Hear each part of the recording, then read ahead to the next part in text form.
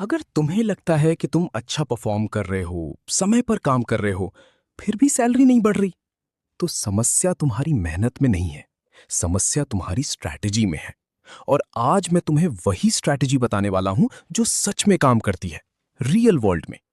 सबसे पहली गलती जो लोग करते हैं, वो जाकर बोलते हैं, सर मुझे इंक्रीमेंट चाहिए। और बॉस सोचता है, क्यों?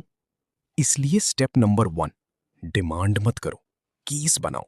तुम्हें ये बोलना है, मैंने पिछले 6 महीनों में ये प्रोजेक्ट्स हैंडल किए, ये रिजल्ट्स डिलीवर किए, कंपनी को ये वैल्यू दी। और सबसे जरूरी, नंबर में बात करो, इमोशन से नहीं, डेटा से बात करो। अब दूसरा स्टेप, टाइमलाइन लो। बॉस से सीधा पूछो, सर किस बेसिस पर इंक्रीमेंट मिलेगा और कब तक डिसीजन मिलेगा? अगर टाइमलाइन क्लियर नहीं है तो समझ लो तुम बस इंतजार करते रहोगे, अनलिमिटेड।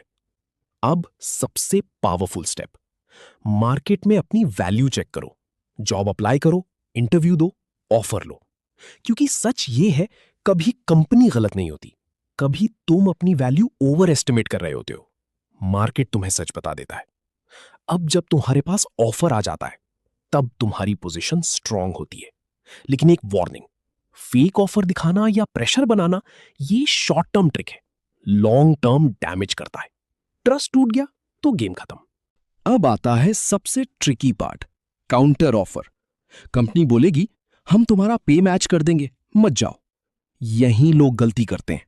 सिर्फ पैसे मत देखो, सोचो क्या ग्रोथ मिलेगी, क्या रिस्पेक्ट मिलेगी, क्या वो प्रॉब्लम सॉल्व होगी जिसकी वजह से तुम जा रहे थे। अगर नहीं, तो वही प्रॉब्लम 6 महीने बाद फिर सामने होगी। अगर कंपनी तुम्हें वैल्यू ही नहीं करती तो सिंपल है, छोड़ दो। लेकिन इंपल्सिवली नहीं, पहले बैकअप लो, ऑफर सिक्योर करो, फिर डिसीजन लो। इमोशन में रिजाइन करना सबसे महंगी गलती होती है। और आखिरी बात, लॉयल्टी। लोग बोलते हैं कंपनी के लॉयल रहो। सच क्या है, कंपनी तुम्हें तब तक रखेगी जब तक तुम उसके लिए यूजफुल हो। तो तुम भी लॉयल रहो, लेकिन कंपनी से नहीं, अपनी ग्रोथ से। अगर तुम ये 7 स्टेप्स फॉलो करते हो तो या तो तुम्हारी सैलरी बढ़ेगी या तुम बेहतर जॉब में शिफ्ट करोगे। दोनों ही केस में तुम जीत रहे हो। मेहनत सब करते हैं, लेकिन जो अपनी वैल्यू समझ लेता है, सिर्फ वही आगे बढ़ता है।